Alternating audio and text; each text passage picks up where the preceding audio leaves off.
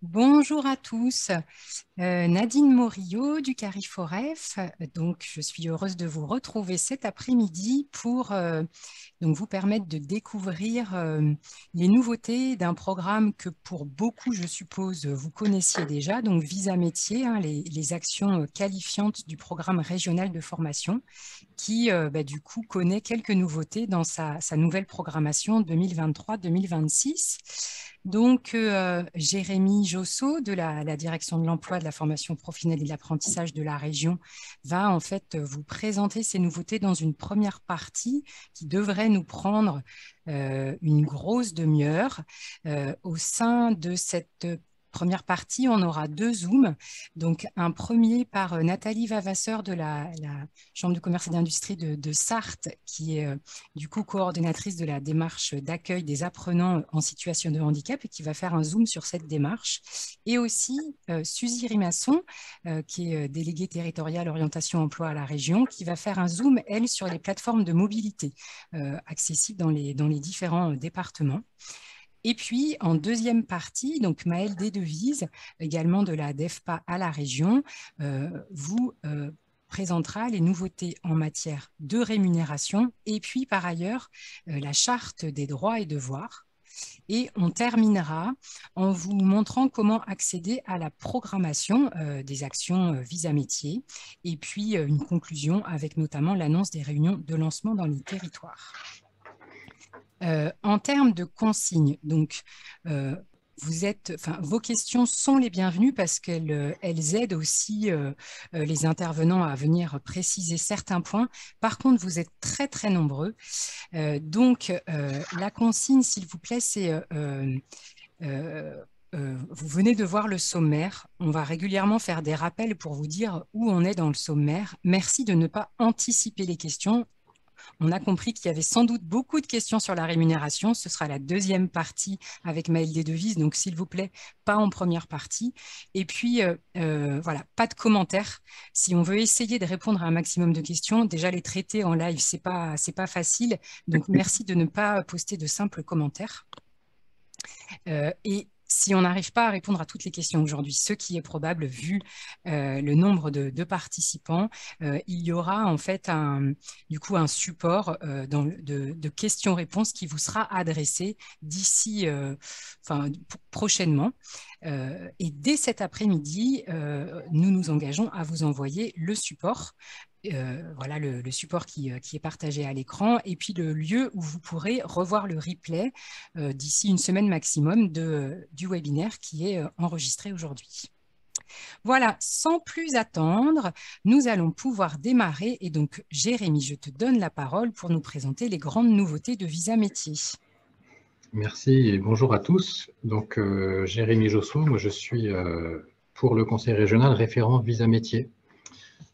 Et donc, je vais tâcher de vous brosser les grandes lignes du dispositif assez rapidement, mais malgré tout vous permettre d'avoir une visibilité un petit peu des attendus de la région sur cette nouvelle version de Visa Métier. Alors, à l'écran affiché, vous avez le positionnement du dispositif Visa Métier dans l'ensemble des familles de formation de la région Pays de la Loire. Il y a eu un webinaire la semaine dernière pour ceux qui ont pu y participer, consacré à Prépa. Et donc aujourd'hui, on est bien sur ce bloc central et notamment sur Visa Métier, donc formation collective aux métiers porteurs ou en tension.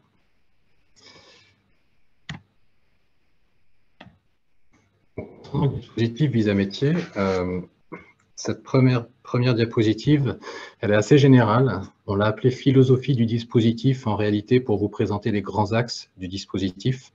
Grands axes qui sont au nombre de 3, insérés, individualisés et articulés. Et donc, alors, quand on parle d'insertion, c'est la première ligne que vous avez devant les yeux, c'est l'idée que l'offre de formation Visa Métier est orientée vers les métiers en tension. On donne une priorité aux besoins en compétences des entreprises sur le territoire des Pays de la Loire. Alors ça, vous me direz, c'est pas forcément nouveau, mais c'est la démarche en elle-même qui est un petit peu nouvelle, c'est-à-dire pour construire ce nouveau dispositif Visa Métier, pour construire cet allotissement, Alors, quand on dit allotissement, on parle bien des différents lots, des différents marchés visa métiers, sachant qu'un lot, c'est un territoire et un secteur. Par exemple, le lot 1 sera consacré à l'interindustrie en Loire-Atlantique. Donc, la construction de cet allotissement, et c'est plus de 80 lots, ça fait suite à 50 réunions qui ont été pilotées par la région avec 128 fédérations professionnelles, leurs opérateurs de compétences, les services de l'État, les chambres consulaires, etc. Et donc, ça a été un vrai travail de concertation pour identifier secteur par secteur les métiers prioritaires, les certifications qui mènent à ces métiers prioritaires, et voilà, les certifications les plus adaptées pour exercer ces métiers en tension. Donc, un vrai travail en amont pour identifier ces métiers et répondre aux besoins économiques des territoires. Et donc, on a redéfini, on y reviendra un petit peu ensuite, on a redéfini les lots du dispositif Visa Métier.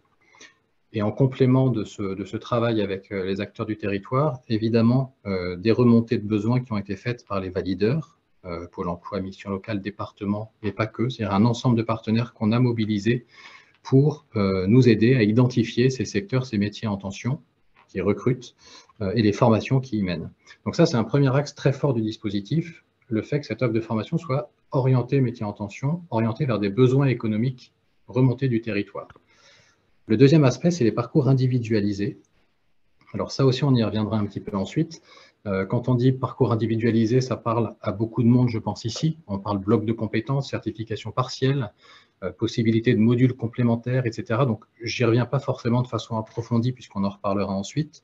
Mais c'est l'idée que l'individualisation des parcours, elle va d'abord dans le sens que je viens d'évoquer, à savoir une entreprise qui a peut-être un besoin spécifique ou un secteur qui a des besoins spécifiques, à travers l'individualisation des formations, on doit être en mesure, sur Visa Métier, de répondre à ce besoin spécifique. Donc, c'est une individualisation qui est tournée vers le monde économique, mais c'est aussi important de rappeler que c'est une individualisation qui est tournée vers les stagiaires, à savoir que les stagiaires doivent trouver une formation adaptée à leurs besoins, à leur parcours antérieur, etc.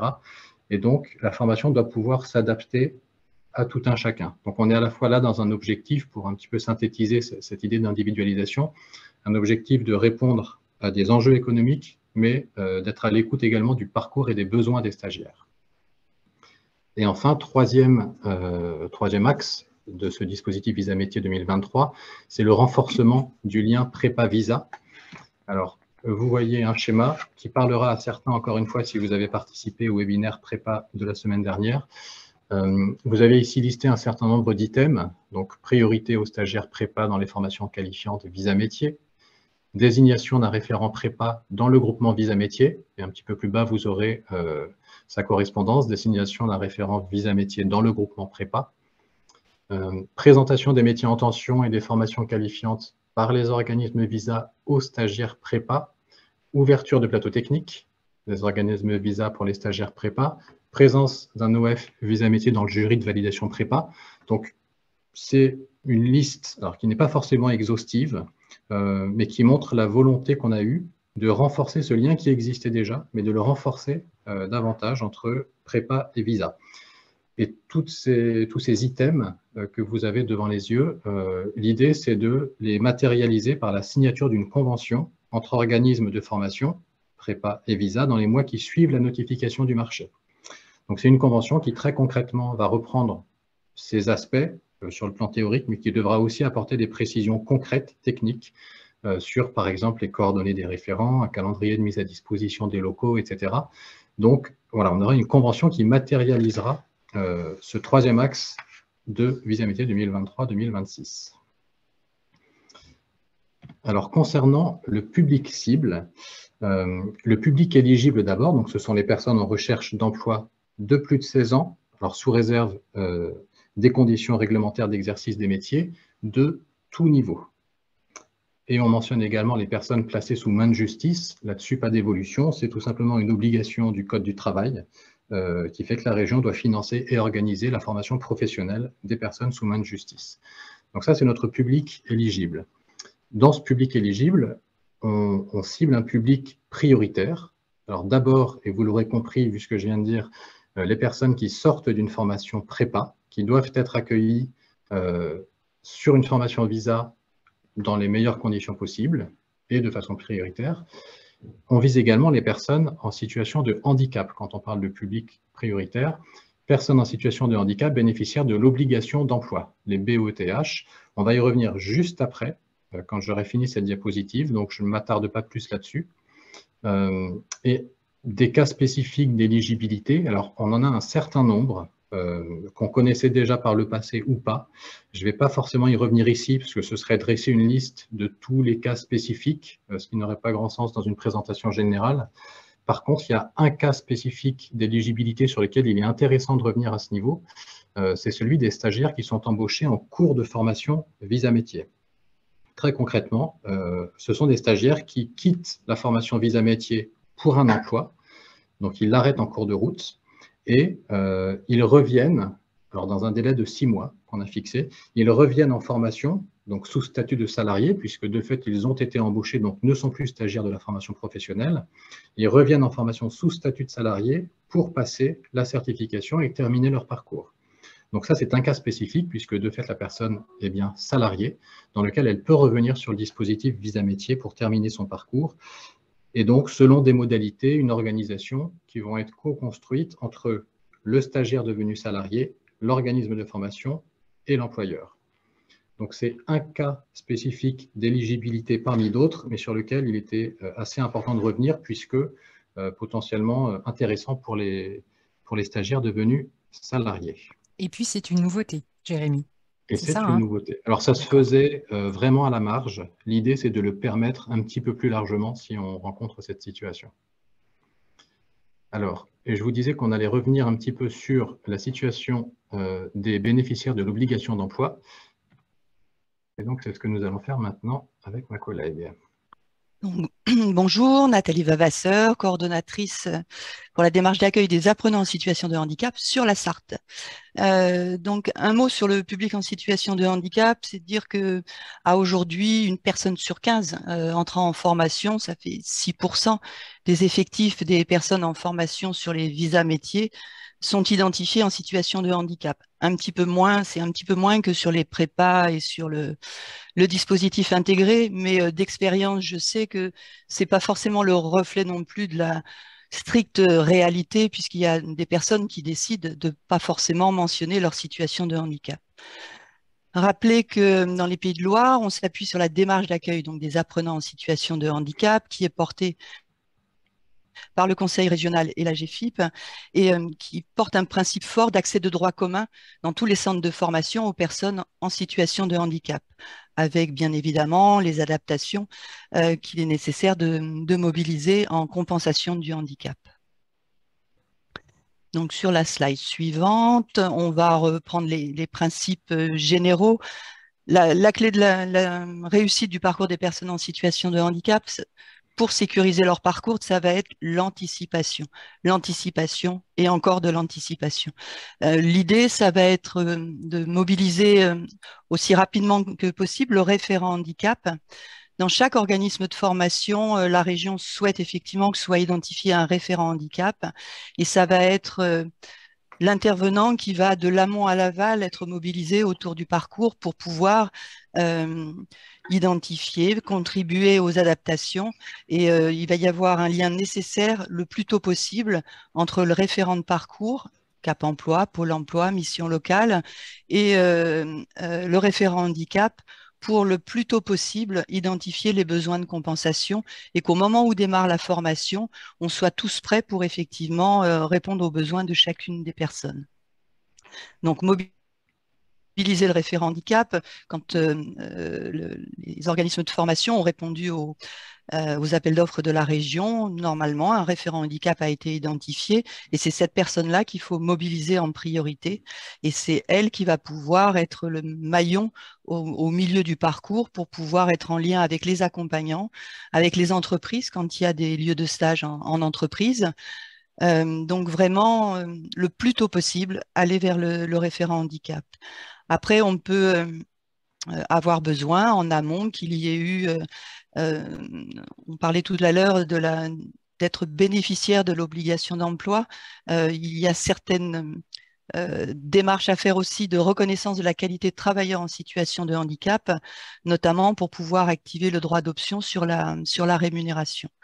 On a la possibilité pendant la formation, mais surtout en amont, de mobiliser des prestations qui vont apporter un éclairage sur les besoins particuliers si la personne n'a pas connaissance de ses besoins, si le référent de parcours peut, avant le démarrage de la formation, mobiliser ses prestations, ça permettra effectivement plus de réactivité au référent handicap. On va avoir la possibilité de mobiliser sur toute la durée de la formation l'offre de service de l'AGFIP pour venir effectivement apporter des solutions techniques, organisationnelles qui peuvent générer des surcoûts pour les établissements de formation, mais en face desquels il y a des financements possibles. Et puis, on reparlera tout à l'heure des rémunérations région et notamment du droit d'option pour les personnes en situation de handicap qui, même si elles ont encore des droits, des droits Pôle emploi, peuvent mobiliser cette rémunération. Que dire d'autre là? Hop. Ouais, d'accord, on est passé à la slide d'après. Au milieu de toute cette organisation-là, il y a les coordos. Donc, je suis une des 5 coordos. Sont présents aussi aujourd'hui Estelle Guéry, Françoise Pajot, Jérôme Robert, Karine Ragnot sur les 4 autres départements. Damien Goujon à la ressource handicap formation est un acteur aussi mobilisable si des questions se posaient autour effectivement de la prise en compte du handicap en lien avec les référents handicap. Donc notre rôle, c'est de venir en appui au réseau des référents handicap, c'est de venir en appui autour de certaines situations individuelles nouvelles ou complexes pour lesquelles on peut orienter vers les acteurs ressources. Et on est des facilitateurs du lien à mettre en place entre tous les acteurs qui gravitent autour des personnes en situation de handicap. Alors, tout nouvellement a été lancé sur le site du CARIF une page handicap. Je vais mettre le lien dans le fil de discussion qui permet d'avoir différentes infos sur cette démarche. Donc, il y a une présentation générale, il y a un centre de ressources législatif, documentaire, il y a les coordonnées des personnes qui peuvent venir en appui, il y a l'info sur les actions de professionnalisation accessibles aux SPE ou accessibles aux OF, et puis des témoignages. Et cette base de ressources, elle va s'enrichir des contributions que chacun peut apporter. Donc voilà, j'étais un petit peu vite parce que le timing est serré. Merci Nathalie. On a une question de Aude de Cap Emploi 44. Comment pourra-t-on avoir les coordonnées des référents handicap des organismes de formation de Visa Métiers? Alors, c'est une liste qui bouge un petit peu tout le temps. L'idée, c'est de se dire, j'ai une personne qui a le projet d'aller dans tel organisme de formation. En contactant directement l'organisme de formation, le référent handicap doit normalement être identifié et on doit pouvoir vous mettre en lien avec lui. S'il y a une difficulté, revenez vers le coordo de votre département. Très bien. Merci Nathalie. Merci pour ces précisions. Et donc, je vous propose de poursuivre, après avoir abordé la question des publics, de faire un détour par le parcours de formation en tant que tel. Donc là, on va regarder ensemble les grandes idées qui guident ces parcours de formation, à commencer par le fait que les formations qu'on vise sont des formations qui sont inscrites au répertoire national des certifications professionnelles. C'est aujourd'hui un impératif que sur Visa Métiers, ne se retrouvent que des formations inscrites au RNCP. Ça, c'est la première chose. Deuxième élément qui est extrêmement important, une visibilité renforcée de la certification partielle. Alors, il faut savoir que, bien évidemment, les stagiaires peuvent suivre des formations complètes, mais on le disait au démarrage, pour répondre à cet impératif d'individualisation, c'est l'idée aussi qu'on puisse évidemment ne préparer que quelques blocs de compétences, valider partiellement la certification. Et donc, les sessions, aujourd'hui, peuvent être saisies par les organismes de formation sur SOFI, donc l'outil de saisie, en validation partielle par bloc de compétences. Et donc là, pour rentrer un petit peu plus dans le concret de l'affichage, puisque c'est un enjeu assez important, on a 2 cas de figure. Je vais passer assez vite dessus, mais c'est pour que vous compreniez bien les enjeux d'affichage. Un organisme de formation peut avoir une session complète, proposer une session complète à des stagiaires. Par contre, il peut se dire que tel ou tel stagiaire a besoin uniquement de quelques blocs de compétences de cette certification complète. Dans ce cas-là, c'est bien la certification complète qui sera affichée sur les outils. Par contre, on aura dans un onglet dédié l'indication que cette certification peut aussi se faire uniquement sur quelques blocs, donc aller vers la certification partielle. Ça, c'est une première façon de l'afficher, quand on a une certif complète, qu'on peut faire aussi en bloc de compétences. La deuxième option, c'est que dans certains cas, on a des organismes de formation qui, pour répondre à un besoin remonté du terrain, par exemple, ne proposeront que qu'une certification partielle sur telle ou telle thématique. Et donc, dans ces cas-là, la certification, puisqu'elle n'est proposée que sur 1 ou 2 blocs, par exemple, pourra être affichée en tant que telle sur les outils. Donc, on a ces 2 cas de figure. Tout ça pour dire qu'en termes d'affichage, on fait au mieux avec nos collègues du CARIFOREF pour que l'affichage se fasse de la façon la plus détaillée possible quand des blocs de compétences sont accessibles plutôt que la certification complète. Donc ça, c'est un enjeu relativement important. Le suivant l'est également, les modules additionnels qui doivent favoriser l'employabilité directe. Alors, quand on dit module additionnel, on dit module qui, initialement, ne fait pas forcément partie du référentiel de la formation. Un exemple, sur le titre professionnel assistant de vie aux familles, on peut avoir des modules complémentaires sur la dépendance. On peut avoir une sensibilisation au développement d'activités multi-employeurs, par exemple. Et on attend des organismes de formation sur Visa Métier 2023 qu'ils proposent ce type de module complémentaire.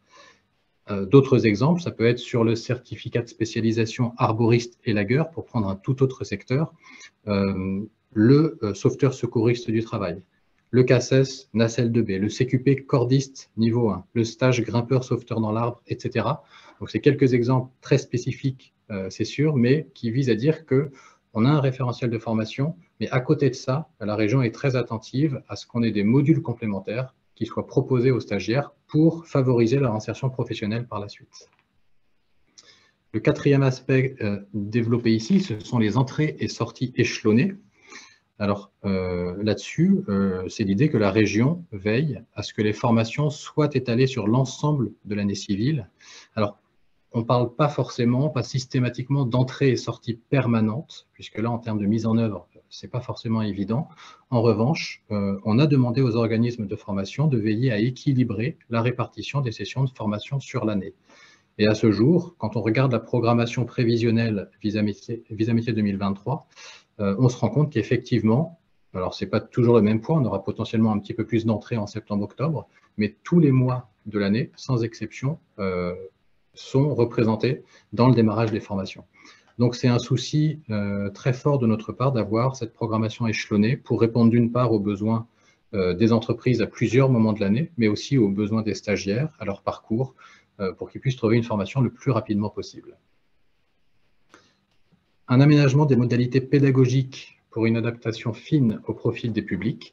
Alors là-dessus, c'est assez classique, mais c'est l'idée que les modalités pédagogiques proposées aux stagiaires doivent s'adapter, encore une fois, dans une logique d'individualisation, que ce soit du présentiel, du distanciel, que ce soit des temps classiques ensemble en groupe classe ou en groupe de travail ou en centre de ressources, etc. Toutes ces modalités pédagogiques doivent être adaptées au public et donc proposées sur nos différentes sessions de formation. Et enfin, on mentionne la remise à niveau. Donc remise à niveau en cas de besoin pour un stagiaire qui serait prêt à entrer sur Visa Métier, mais qui n'a pas tout à fait les prérequis attendus. Alors, ce n'est pas les prérequis attendus d'ailleurs, parce que s'il n'a pas les prérequis, c'est l'idée qu'il puisse être orienté vers d'autres formations, d'autres dispositifs, et notamment les dispositifs prépa.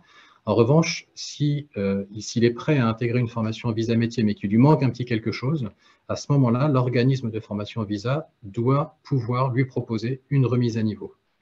Et cette remise à niveau, elle peut intervenir avant la formation, donc en amont. Mais si finalement le stagiaire entre en formation et qu'on se rend compte en cours de route qu'il a quelques difficultés, la remise à niveau doit pouvoir lui être proposée également en cours de formation. Alors, pour continuer sur le parcours de formation en tant que tel, un volet important concerne l'accompagnement des stagiaires vers l'insertion en emploi.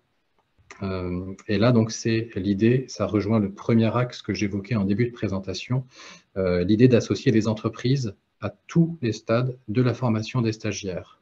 Donc, quand on dit tous les stades, c'est en amont, pendant et à l'issue de la formation, à travers des temps dédiés aux techniques de recherche d'emploi, mais aussi en fin de formation à travers des temps de rencontre d'entreprise de type speed meeting, pour faciliter le recrutement direct des stagiaires une fois qu'ils ont terminé leur formation. Et puis les organismes de formation doivent pendant 3 mois à l'issue de la formation accompagner les stagiaires, alors sous forme individuelle ou collective, pour leur permettre de perfectionner un CV, d'avoir des conseils sur la démarche, de préparer des entretiens d'embauche, etc. Donc ça, c'est la première chose, l'association des entreprises aux côtés des organismes de formation et des stagiaires tout au long du parcours de formation. Et la région a également lancé la plateforme nosemplois.fr qui permet une mise en relation directe des stagiaires et des entreprises du territoire, avec l'idée que l'organisme de formation présente aux stagiaires pendant la formation cette plateforme et les accompagne si besoin dans l'inscription de leur profil avant la fin de la formation.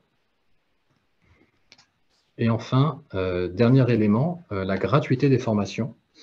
Alors, c'est important puisque ce n'était pas forcément le cas précédemment sur Visa Métier. Dans le cadre du précédent marché Visa Métier, on avait une situation un petit peu différente puisque notre cahier des charges stipulait que les formations de niveau 3 et 4 étaient gratuites pour les stagiaires, mais que pour les autres niveaux de formation, donc sous-entendu les formations de niveau supérieur, une participation financière pouvait être demandée aux stagiaires à hauteur de 400 €. Donc, avec Visa Métier 2023, on fait disparaître cette possibilité. Les formations sont bien gratuites pour l'ensemble des stagiaires. Jérémy, alors, oui. Avant peut-être de donner la parole à Suzy sur les plateformes de mobilité, on a une question sur la plateforme nosemplois.fr. Est-ce qu'elle peut être utilisée pour la recherche de stages pendant la formation? Alors, oui, elle peut être utilisée pour la recherche de stages.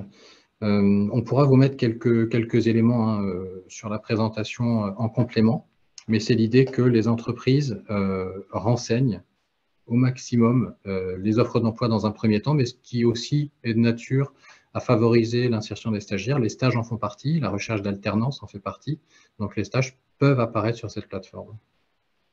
Merci. Et alors, une question de Sandrine. Gratuité signifie qu'il n'y a pas de frais d'inscription pour les stagiaires? Oui, gratuité veut dire qu'un stagiaire, en se présentant en formation Visa Métier, n'a pas à débourser 1 €. La formation est prise en charge par la région et donc l'idée est qu'il puisse la suivre sans avoir à payer de sa poche quoi que ce soit. Et qu'en est-il de la mobilisation de leur CPF? Alors, mobilisation du CPF, on est sur 2 dispositifs différents. Donc, quand on est sur le dispositif Visa Métier, de fait, la formation est prise en charge par la région, donc le CPF n'a pas à être mobilisé. Le CPF pourra être mobilisé sur d'autres dispositifs, pas sur Visa Métier. Parfait, merci beaucoup. Et donc voilà, je laisse la parole aux collègues qui vont vous faire un petit focus sur les plateformes de mobilité. Merci Jérémy. Bonjour Suzy. Bonjour Nadine, bonjour à toutes et à tous. Alors pour ceux qui ont participé au webinaire la semaine dernière, vous allez connaître le sujet par cœur, mais je vais reprendre pour tout le monde. Donc Suzy Rimasson, je suis déléguée territoriale orientation emploi pour le Maine-et-Loire Est et Sud à la région. Nous sommes une équipe de 9 DTOE avec une répartition dans tous les territoires. Avec ma collègue Marie-Laure Genevoix, qui est avec nous aussi aujourd'hui, DTO sur la Loire-Atlantique Nord et Ouest. Nous sommes référentes en fait pour notre collectif sur le champ de la mobilité au sens frein périphérique à l'emploi. Et donc aujourd'hui, on vous propose un petit point d'information pour vous rappeler très brièvement la possibilité de solliciter les plateformes départementales de mobilité pour vos stagiaires, pour lesquels vous pourriez déceler des freins à la mobilité. Même si on se doute que voilà, les plateformes sont déjà connues, mais c'est toujours l'occasion d'en reparler de manière très synthétique. Donc ces plateformes sont à l'échelle départementale ou parfois très locale. Elles sont financées par un collectif de partenaires, dont la région. Donc nous, sous l'angle de l'accès à la formation professionnelle des demandeurs d'emploi. Et les offres de services des plateformes peuvent être différentes d'un département à un autre, ou voire d'un territoire. Donc c'est pour ça qu'on vous invite, en cas de doute sur l'éligibilité d'une personne ou sur le champ d'intervention global d'une plateforme, à prendre contact directement avec elle. Sur les petites captures écran par département, vous avez des liens hypertextes qui vous renvoient vers les sites des plateformes et leurs coordonnées. Une petite exception pour le 85, le site de la plateforme Mouvea est actuellement en maintenance. Donc, en cas de besoin, vous pouvez contacter le numéro vert gratuit indiqué en bas. Voilà. On reste à votre écoute pour tout complément et puis les plateformes également. Merci Suzy. J'en profite pour dire que vous recevrez en milieu d'après-midi ce support. Donc, vous aurez les liens vers les plateformes de mobilité. Vous aurez aussi, parce que ça a été posé tout à l'heure, les interlocuteurs, les référents de la démarche d'accueil des apprenants en situation de handicap dans les départements. Vous aurez aussi le lien vers la programmation des sessions visa métier. Comme ça, je réponds à un certain nombre des questions du menu de conversation. Merci Suzy. Donc Jérémy, on te redonne la parole. Oui, alors on a pris un petit peu de retard, donc je vais essayer d'accélérer sur les quelques diapos qui restent avant de donner la parole aux collègues. Alors sur le pilotage du dispositif, quelques mots rapidement. La première instance, c'est la réunion de lancement, donc organisée par la région avec les organismes de formation et les valideurs dans les 3 mois qui suivent la notification de l'accord cadre. Très concrètement, c'est maintenant, puisque les premières commencent demain, et on y reviendra après. Une diapositive est consacrée à ça. C'est l'idée que ces réunions de lancement sont organisées par territoire EFOP. On a 18 territoires EFOP en Pays de la Loire. On aura donc 18 réunions de lancement entre demain et la mi-février qui regrouperont les dispositifs prépa et visa. Donc c'est le choix de territorialiser au niveau des EFOP et de présenter et prépa et visa sur ces temps d'échange. Ensuite, les comités de suivi de lot, c'est l'idée que pour chaque lot visa métier, on ait un comité de suivi organisé qui se réunit à plusieurs reprises au cours de l'année, minimum 2 fois, mais potentiellement plus. Et donc, c'est un comité qui réunit la région et l'organisme de formation avec pour objectif de dresser un état des lieux du fonctionnement du lot, d'aborder la programmation actuelle, d'aborder la programmation à venir. Donc, c'est vraiment un état des lieux au cours de l'année entre région et organisme de formation. On a toujours des bilans et des visites, donc des bilans en cours, en fin de formation, sur lesquels la région est mobilisée, mais également les partenaires, notamment les valideurs, qu'on invite fortement à participer à ces temps d'échange. On a également des visites sur site, en cas de besoin, soit pour contrôler, réguler, pour découvrir un site, etc. Donc pour différentes raisons, mais cette possibilité de se rendre sur site. Et enfin, des temps de concertation territoriale. Là, c'est l'idée qu'il faut qu'on continue régulièrement à identifier, à affiner notre connaissance des besoins du territoire en lien avec les acteurs locaux pour ajuster toujours le plus finement possible notre programmation. Et ça passe par des temps de concertation territoriale avec les différents partenaires qui doivent se mettre en place dès 2023. Donc voilà pour le pilotage du dispositif. Et donc, pour presque terminer, en termes de structure des marchés, je vous ai remis ici quelques évolutions majeures. L'allotissement revu, on en parlait, mais donc c'est l'idée qu'on soit beaucoup plus présent dans les territoires, et notamment un élément représentatif par rapport à ça, c'est que précédemment, on avait souvent, par exemple, des lots Mayenne-Sarthe regroupés. À une exception près sur Visa Métier 2023, on a pour les différents secteurs visa métier, une représentation des 5 départements du territoire. Et tous les éléments que j'ai cités précédemment sur la révision de l'allotissement par rapport à des métiers en tension, des formations qui mènent à ces métiers en tension, etc., font partie de cette révision de l'allotissement. Et c'est d'ailleurs le deuxième point, du code-ROM à la certification, c'est-à-dire qu'en fait, on a identifié avec l'ensemble de nos partenaires des certifications obligatoires et prioritaires qui mènent aux métiers en tension identifiés par code-ROM. Donc en fait, on a identifié des code-ROM et on a mis en face les certifications qui y menaient. Et donc, en demandant aux organismes de formation de se positionner sur des formations obligatoires, donc on doit retrouver dans la programmation. La région a fait le choix de les indiquer en obligatoire parce qu'essentiel pour les territoires. Ensuite, des certifications prioritaires et ensuite des certifications peut-être que des organismes de formation auraient identifiées et pour lesquelles voilà, ils peuvent aussi, bien sûr, revenir vers nous pour compléter leur offre de formation. Troisième élément structurant nouveau, le forfait recrutement. Alors, le forfait recrutement, il est proposé sur certains lots parce qu'on est en territoire rural, donc plus difficilement accessible pour les stagiaires, parce que ce sont des formations qui rencontrent des difficultés pour attirer du public, par exemple. C'est l'idée qu'avec ce forfait qui est versé à l'organisme de formation, eh bien l'organisme doit démarrer la session même avec un nombre restreint de stagiaires. Et là, on vise à éviter les reports de session. Telle session était prévue à telle date sur tel territoire. On n'a que 2 stagiaires, on ne peut pas la démarrer puisqu'on était parti sur 12 stagiaires. Même avec 2 stagiaires, dans la mesure où vous recevez un forfait recrutement, l'idée est de pouvoir commencer la session à la date prévue. Donc bien sûr, ensuite, il y a un échange avec les organismes de formation, mais c'est le principe de ce forfait recrutement. Et enfin, des marchés annuels. Simplement indiquer que les marchés étaient des marchés de 2 ans reconductibles une fois, donc sur une période de 4 ans, on passe sur des marchés annuels, donc reconductibles chaque année sur une durée globale qui est la même, à savoir 4 ans, mais ce qui nous permet d'avoir un suivi annuel le plus fin possible et donc d'ajuster au maximum nos formations.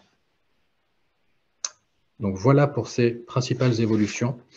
Et je voulais terminer en vous présentant rapidement deux camemberts. Le premier vous présente le nombre de parcours visa métier par département. Donc vous avez la Loire-Atlantique à 33% des parcours. Alors c'est du prévisionnel, hein. Un parcours, ça peut être parfois un parcours plein, ça peut être un parcours partiel. Donc on fait une moyenne de tout ça et grosso modo, en début de programmation, on est sur 33% de parcours en Loire-Atlantique, 24% en Maine-et-Loire, 9% Mayenne, 15% en Sarthe et 19% en Vendée. Donc on est là sur des schémas assez classiques, une répartition assez classique et assez classique aussi est la répartition par secteur que vous avez juste à côté. Les principaux secteurs, on a l'agriculture à 16%. Si je déroule le graphique, on a 12% pour la construction, 14% pour l'inter-industrie et 16% pour les mobilités, ainsi que tous les autres secteurs. Mais vous avez là les principaux secteurs et finalement l'ensemble des secteurs qui sont présentés sur Visa Métier pour 2023. Alors, on a un petit peu dépassé. Oui, Jérémy. Alors, bon juste avant de passer à la partie sur la rémunération, on va prendre une question qui a été posée un peu plus tôt par une mission locale, une question très opérationnelle. Est-ce que le document de demande de dérogation 2021-2024 est toujours d'actualité? Alors, le document de demande de dérogation pour entrer en formation? C'est ça, exactement. Alors, on a un nouveau document qui a été actualisé sur le cahier des clauses techniques et particulières. Donc, le principe est le même. Le document a été un petit peu revu, mais il y a toujours cette possibilité d'entrée dérogatoire sur le dispositif. Et effectivement, une annexe à notre cahier des charges est prévue sur ce sujet. Très bien. Et une deuxième question, est-ce que le délai de carence entre 2 formations a toujours lieu d'être? Alors, le délai de carence de 2 ans entre 2 parcours région existe toujours. Sur Visa Métier, il faut savoir que depuis le dernier marché, on a un petit peu assoupli la règle, à savoir qu'on n'a pas de délai de carence dans plusieurs cas. Par exemple, un stagiaire qui devait passer une certification complète, mais pour des raisons X ou Y n'a passé qu'une certification partielle, peut directement, sur une session suivante, se réinscrire pour terminer le passage de sa certification. Un autre cas de figure, et là aussi qui existait dès 2021 et qu'on a repris, c'est la possibilité pour un stagiaire d'enchaîner des formations visa métier si on passe sur une certification de niveau supérieur à celle qu'il vient de terminer. Donc, dans ces cas-là, spécifiquement, le délai de carence ne s'applique pas. Parfait, très clair. Merci Jérémy. Peut-être qu'on reviendra à toi s'il y a d'autres questions en fin de webinaire. Oui. Et donc, je passe la parole à Maëlle. Bonjour Maëlle, pour présenter les nouveautés concernant la rémunération. Merci Nadine. Bonjour à tous. Alors, je vais vous parler de rémunération publique de stage en vous donnant d'abord un chiffre. La région consacre un peu plus de 52 millions d'euros au financement des apprenants engagés vers l'emploi. Alors, on parle ici de rémunération de bourse pour les formations sanitaires et sociales et d'un dispositif qui est le Fonds social d'urgence. Ici, on va parler spécifiquement de la rémunération et plutôt de ce qui change. Alors, ce qui change cette année en 2023, c'est que l'ensemble de l'offre de formation proposée par la région sur ces marchés de formation est agréée à la rémunération. Alors, sur Visa, là, il n'y a pas de changement par rapport à ça, c'était déjà le cas. En revanche, ce sont sur les dispositifs préparatoires et vous avez sans doute eu cette information lors du webinaire spécifique aux dispositifs prépa. Donc, tous les dispositifs préparatoires bénéficient désormais d'une rémunération publique de stage. Donc, c'est le cas spécifiquement pour prépa clé avenir. Ce qui a changé, ce qui continue à changer également, ce sont les barèmes de la rémunération qui étaient restés stables pendant un certain nombre d'années et qui ont fait l'objet d'évolutions importantes en 2021 avec une revalorisation générale des barèmes et notamment qui permettait d'augmenter significativement les barèmes des jeunes pour les moins de 26 ans. Et puis en 2022, des décrets que la région applique et qui indexent la rémunération sur l'inflation. Donc, on a eu ces évolutions en 2022. Il y aura à nouveau un réexamen de ces barèmes en 2023 sur ce principe d'indexation. Et donc, on verra ensuite, il y a un slide où vous retrouvez ces barèmes justement réévalués. Et ce qui change également, c'est qu'il y a une expérimentation qui avait été menée dans le cadre du pacte d'investissement dans les compétences sur ce pacte régional, donc passé avec l'État. Une expérimentation avait été mise en place en 2020 puis 2021 pour mettre en place une rémunération spécifiquement majorée pour les formations conduisant à des métiers en tension. Donc, ce dispositif prend fin en 2023. Donc, il n'y aura pas, pour les nouvelles entrées 2023, de majoration de la rémunération. C'était un forfait de 850 € proposé pour les dispositifs visa conduisant, enfin les formations visa conduisant à des métiers en tension. Vous l'avez compris, comme l'a présenté Jérémy tout à l'heure, toute l'offre est désormais orientée vers les métiers en tension. Et donc, cette expérimentation prend fin pour les nouvelles entrées 2023. Très bien. Maëlle, on a une demande de confirmation sur l'élargissement de la rémunération. Est-ce que ça englobe aussi prépa DAEU? Absolument. Très bien. Et alors là, du coup, on sort du champ des prépas et de visa métier, donc visa sanitaire et social. Et par ailleurs, visa métier plus, restons-nous sur le marché précédent jusqu'en 2024. Et qu'en est-il des modalités de rémunération? Alors, sur visa sanitaire et social, on est sur un dispositif, la volontariste de la région, qui a fait le choix d'ouvrir à la rémunération publique de stage toutes les formations bac et infra-bac. Donc ça ne change pas. Donc le dispositif ne change pas. En revanche, pour les formations du sanitaire et social sur le supérieur, on est là sur le régime des bourses sur critères sociaux. Pour Visa Métier Plus, on a un système de rémunération qui est mis en place spécifiquement sur un dispositif qui est le dispositif formation sup, pour lesquels, oui, il est possible de mettre en place de déclencher une rémunération publique de stage. Parfait. Voilà, alors simplement pour vous rappeler ces barèmes, les évolutions récentes qu'elles ont connues, et rappeler également que la région a souhaité maintenir un barème plus favorable pour les parents isolés. Donc c'est un barème de 1002 € par mois. Et comme ça a été indiqué plus tôt, il y a là aussi des dispositions spécifiques pour les stagiaires reconnus travailleurs handicapés, avec la possibilité de mobiliser un droit d'option et d'enclencher une rémunération publique de stage qui est basée sur l'activité antérieure, donc avec un plancher à 712,40 € pour les adultes, jusqu'à un peu plus de 2000 €, donc en fonction, là encore, du niveau d'activité antérieure. Donc ça ne change pas, hein, c'était un dispositif qui préexistait et qui continuera à exister en 2023.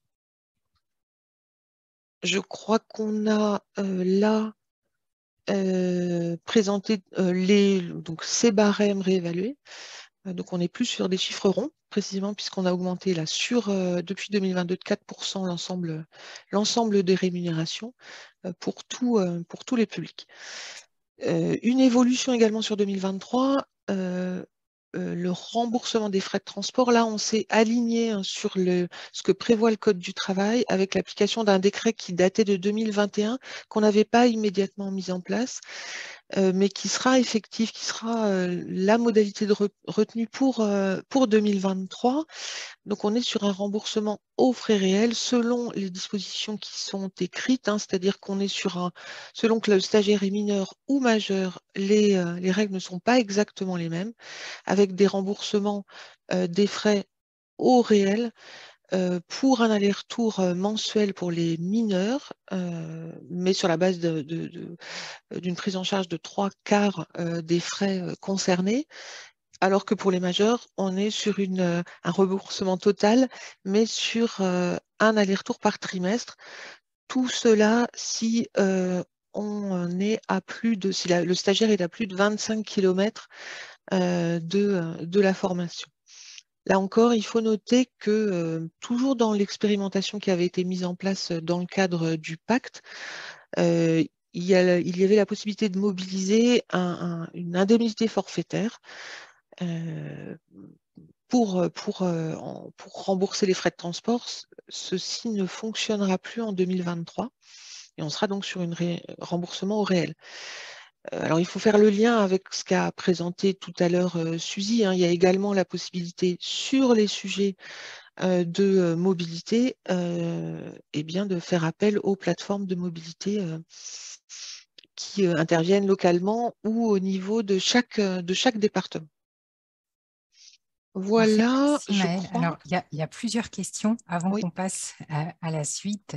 Alors, demande de confirmation. Donc, le forfait de 850 € est-il bien arrêté pour les personnes qui démarrent une formation à partir du 1er janvier? Oui. Reste la rémunération pour les personnes ayant travaillé 6 mois sur une période de 12 mois. Est-ce que c'est toujours le cas à 667 €? Alors, ce sont les barèmes qui ont été revus, qu'on avait page précédente. On est sur 712,40 € désormais. Mais sinon, il n'y a pas d'autres changements, effectivement. La seule chose qui est modifiée, alors il y a le niveau des barèmes, hein, comme on le voit là. Donc, on est désormais sur une base normale de rémunération à 712,40 € qui évolue effectivement en fonction de la présence en formation, mais la base, c'est 712,40 € et toutes les règles qui existaient sur leur mise en œuvre sont maintenues. Très bien. Et pour le public TH, l'activité antérieure est regardée sur quelle période? Alors là, je vais faire appel au joker Florian Lietou qui est avec moi qui est avec moi sur le sujet et qui va peut-être pouvoir répondre, mais je ne sais pas s'il a un micro. Alors, il nous faut 2 secondes pour lui donner des droits. On va peut-être... alors, ça va peut-être se faire immédiatement. Florian, est-ce que tu peux activer ton micro? Est-ce que vous m'entendez? Oui. Bonjour à tous et à toutes. Oui, donc la période de référence pour le salaire antérieur des personnes reconnues travailleurs handicapés, c'est 6 mois sur 12 mois ou 12 mois sur 24 mois. Donc en gros, on remonte dans le temps jusqu'à trouver 910 heures qui permettent aux travailleurs handicapés de débloquer une rémunération sur la base du salaire antérieur. Merci. Et alors, on te garde peut-être parce qu'il y a un certain nombre de questions qui sont qui sont précises. Donc, toujours sur le même public TH, est-ce que seule la reconnaissance en qualité de travailleur handicapé permet le droit d'option ou est-ce que les autres titres bénéficiaires de l'obligation d'emploi le permettent également? Alors, il faut une RQTH pour bénéficier de la rémunération sur le salaire antérieur. OK. Et est-ce que les critères peuvent se cumuler, par exemple, bénéficiaire de l'obligation d'emploi TH et parents isolés? Alors, ils ne peuvent pas se cumuler, mais on prend la rémunération la plus favorable. Donc, la personne, en regardant son activité antérieure, est à moins de 1 002 € par mois, on lui applique le barème le plus favorable, c'est-à-dire celui de parents isolés. Si elle dépasse ce seuil de rémunération de 1 002 € par mois, on lui applique une rémunération au salaire antérieur. OK. Pour les personnes non inscrites à Pôle emploi, public dit invisible, quels documents transmettre pour justifier la non-perception de l'allocation chômage? Alors, on a travaillé avec les missions locales de la région des Pays de la Loire pour mettre à disposition un formulaire qui est disponible auprès de toutes les missions locales de la région, ou qu'il sera prochainement, et qui permettra aux missions locales d'attester de la non-perception de droits pour des jeunes qui ne sont pas inscrits à Pôle emploi. Pour des personnes qui ne rentreraient pas dans ce filet-là, on demandera une attestation sur l'honneur du stagiaire quant à la non-perception de droits au titre de l'assurance chômage. Et c'est d'ailleurs un élément qu'il signe lors de la constitution de son dossier de rémunération, puisqu'il s'engage à ne pas avoir de démarche auprès de Pôle emploi pour se faire indemniser. Et de toute façon, nous, on a des échanges avec les équipes de Pôle emploi pour identifier éventuellement des doubles indemnisations. Très bien, je prends une dernière, puis après on verra s'il nous reste du temps plus tard. Les nouveaux barèmes s'appliquent-ils pour les stagiaires qui sont déjà entrés en formation? Alors oui, il s'applique rétroactivement depuis juillet 2022 suite à la revalorisation qui est intervenue dans le cadre de la pouvoir d'achat. Normalement, tous les stagiaires en formation ont eu une revalorisation en juillet 2022. Le réexamen qui aura lieu en avril 2023 dépendra en fait du taux d'inflation qui sera défini par une revalorisation à partir du mois de mai. Ouais, alors on a des coupures de son. On n'entend pas très bien, mais en gros, l'information, c'est que oui, ça s'applique aux personnes en formation. Il y a eu des revalorisations qui ont été faites a posteriori, donc à partir de juillet 2022. Et comme l'indiquait Florian, donc je ne sais pas si c'était très audible pour tout le monde, mais il y aura à nouveau une revalorisation qui pourra intervenir en avril 2023. Donc voilà, ce qu'il faut comprendre, c'est que ces barèmes, du coup, alors qu'ils étaient assez stables, eh bien, ils peuvent évoluer en cours d'année. Donc, ils ne sont pas tous gravés dans le marbre, mais ils évolueront plutôt favorablement pour les stagiaires. Et est-ce que ça concerne ceux qui perçoivent 850 € actuellement? Est-ce qu'ils auront-ils toujours ce montant? Alors, ceux qui sont actuellement en stage, qui sont entrés avant avant le 1er janvier 2023, conservent le bénéfice de cette rémunération majorée, qui est plus favorable que les barèmes que vous avez sous les yeux. Très bien. Merci. On va passer peut-être sur la programmation qui est un sujet attendu par les uns et les autres, même si en fait on ne va pas prendre le temps de la regarder, mais plutôt vous indiquer en fait où vous allez pouvoir la consulter dès maintenant. Hein. En fait, les sessions de formation sont ouvertes à la saisie pour les organismes depuis 15 jours. Il y a plus de 700 sessions de formation ouvertes envisagées Visa Métier. Donc, alors, vous indiquez les chemins sur le site Choisir mon métier pro. D'une part, sur la page d'accueil, en fait, et sur le module de recherche de formation, vous avez la possibilité de cliquer dans quel dispositif ou financement. Vous avez une longue liste de dispositifs et en sélectionnant Visa Métier 2023-2026, vous êtes assuré d'arriver d'emblée sur cette offre-là et vous avez ensuite, vous connaissez, je suppose, la possibilité d'affiner par département, par secteur, etc. Et puis, le deuxième chemin qui est déjà utilisé, enfin qui est bien utilisé par un certain nombre d'entre vous, c'est un catalogue PDF qui est actualisé tous les jours à 10h30. Donc, ce n'est pas la peine de l'enregistrer ou de l'imprimer parce qu'il bouge. Donc, il vaut mieux revenir, en fait, le chercher sur cette page. Et ce qu'on vous invite à faire, c'est à regarder dans cette page qui, par ailleurs, en fait, comporte un certain nombre d'informations relatives à la programmation et aux évolutions qui peuvent arriver. Donc, en consultant cette page, vous êtes à jour du coup des informations au fur et à mesure.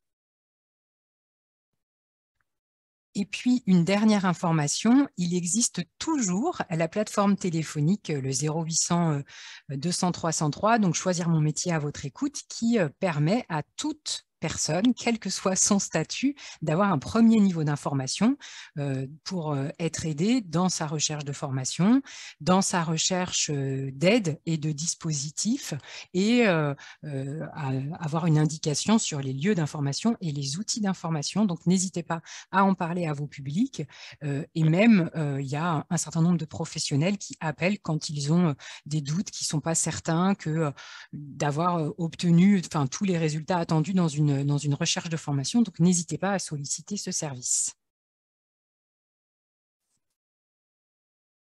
On va conclure avec le calendrier des réunions de lancement.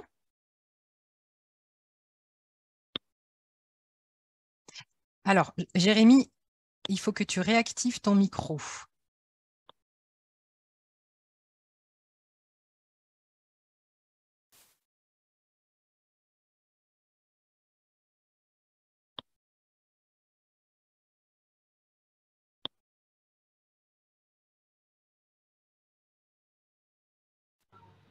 Est-ce que vous m'entendez? Oui. Ça y est. Donc, je vais repartager ce que je viens de quitter.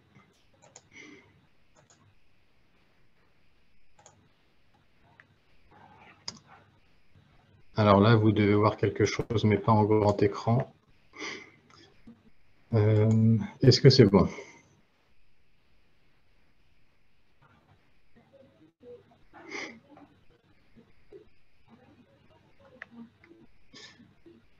Est-ce que vous avez à l'écran les réunions de lancement? Tout à fait. Très bien. Donc oui, je disais, on a en un petit peu plus d'une heure pas eu le temps de tout à fait approfondir les sujets, évidemment. Et donc, ces réunions de lancement seront l'occasion justement de rentrer un petit peu plus dans les détails. Réunions de lancement qui commencent à partir de demain pour les premières d'entre elles. Donc, je le disais tout à l'heure, c'est une réunion de lancement par territoire IFOP pour parler à la fois des dispositifs prépa et visa, donc sur une même demi-journée. Et donc, on invite sur ces temps les acteurs qui sont présents sur le territoire IFOP en question. Donc, les organismes de formation qui interviennent sur le territoire en question, les partenaires, les valideurs, avec l'idée, sur une demi-journée, de faire un topo un petit peu général sur l'offre de formation région, les questions que ça peut soulever. Donc, vous avez sous les yeux toutes les dates et donc réunions de lancement qui se tiendront entre demain et globalement la mi-février. Très bien. J'ajoute une chose que je n'ai pas précisée juste avant. L'offre de formation est également visible pour les participants sur WeForm. Hein. C'est la même offre que vous pouvez voir apparaître sur WeForm ainsi que sur Haute Formation et sur Keros. Hein.